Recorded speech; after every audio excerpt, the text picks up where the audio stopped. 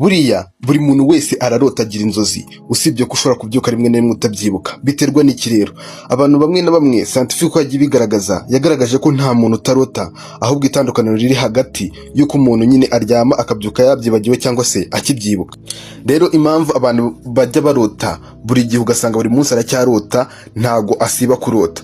Usanga afite ubwonko bwe bukora cyane igihe aryamye, nyine ugasanga igihe aryamye ubwonko nubwo aba aryamye buri kugenda bukora mpaka nyine ku buryo ashobora no gushiduka hagati mu ijoro akaza kubyuka cyangwa se akabyuka akirangiza kurota. Usanga agumana kwa kubyibuka. Impamvu yindi bitera kwa kundi kuryama gakeya nyine ashikagurika mu ijoro, ubusanga nyine agenda abyibuka kubera kugenda ashikagurika.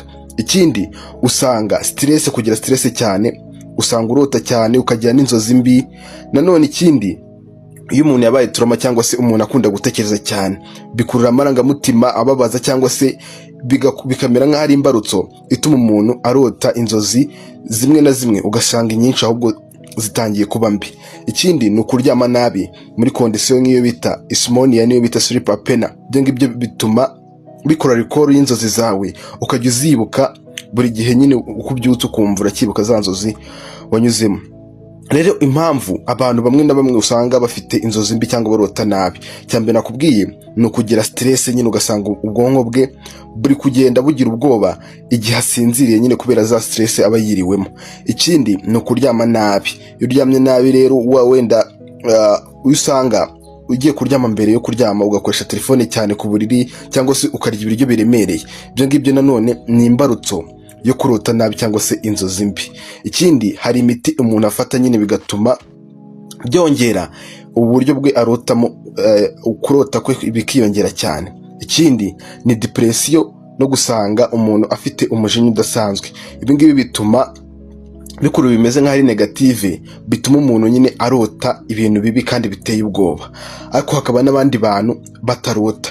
Ati kubera iki rero abangaba batarota? Usanga cyane cyane abatarota usanga akunda kuryama ntakanguke, nyine akaryama igihe kinini akaza kubyukira rimwe.